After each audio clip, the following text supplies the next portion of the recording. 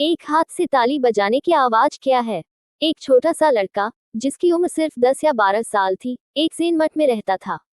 हर दिन वह अनेक साधकों को गुरु के पास सहायता, विद्या, तकनीकें, मार्गदर्शन मांगने आते देखता था। वह भी आकर्षित हो गया, इसलिए एक दिन वह भी सुबह उसी तरह आया, जैसे कोई साधक ज़ेन गुरु के पास आता है। उसने गहरी श्रद्धा के साथ 7 बार सिर झुकाया। मास्टर हंसने लगे, इस लड़के को क्या हो गया है? और फिर वह उस तरह बैठे जिस तरह साधकों को ज़ेन गुरु के सामने बैठना चाहिए। फिर उसने गुरु के पूछने की प्रतीक्षा की, जैसे साधकों को प्रतीक्षा करनी चाहिए, आप क्यों आए हैं? मास्टर ने पूछा, टोयो, टोयो लड़के का नाम था, तुम क्यों आए हो? तो टोयो ने झुककर कहा, गुरुवर, मैं सत्य की खोज में आया हूँ। मैं क्या करूंगा? मुझे कैसे अभ्यास करना चाहिए? गुरु को पता था कि यह लड़का केवल नकल कर रहा है, क्योंकि उसने जो भी सुना वह आया और वही प्रश्न पूछा। इसलिए मजाक में गुरु ने कहा, टोयो, तुम जाओ और ध्यान करो। 2 हाथों से ताली बजाने से ध्वनि उत्पन्न होती है। एक हाथ से ताली बजाने की आवाज क्या है? टोयो ने फिर 7 बार सिर झुकाया, अपने कमरे में वापस चला गया और ध्यान करने लगा। उन्होंने एक गीशा लड़की को गाते हुए सुना, तो उन्होंने कहा, सही है, यही बात है। वह तुरंत आए, प्रणाम किया।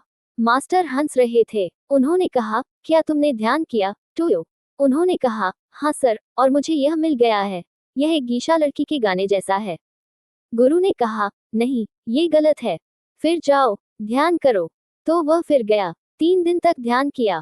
तभी उसने पानी टपकने की आवाज सुनी, तो उसने कहा, अभी, यही चीज है, मुझे मिल गई है। वह फिर आया, गुरु ने पूछा। उसने कहा, पानी टपकने की आवाज। गुरु ने कहा, तो ये भी नहीं है। तुम जाओ और ध्यान करो। इसलिए उन्होंने 3 महीने तक ध्यान किया। फिर उसने पेड़ों पर टिड्डियों की आवाज सुनी, तो उसने कहा, हाँ, मुझे मिल गया।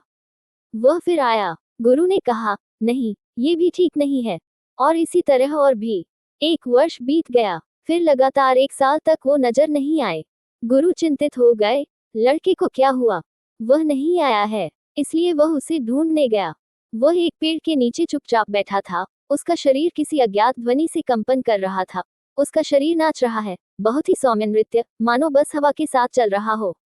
मालिक को लड़के को परेशान करना पसंद नहीं था, इसलिए वह वहीं बैठकर इंतजार करने लगा। घंटे घंटे बीत गए। जब सूरज डूबने लगा और शाम हो गई, तो गुरु ने कहा, टोयो। लड़के ने अपनी आंखें खोली और उसने कहा, यही है। गुरु ने कहा, हाँ, तुम्हें मिल गया।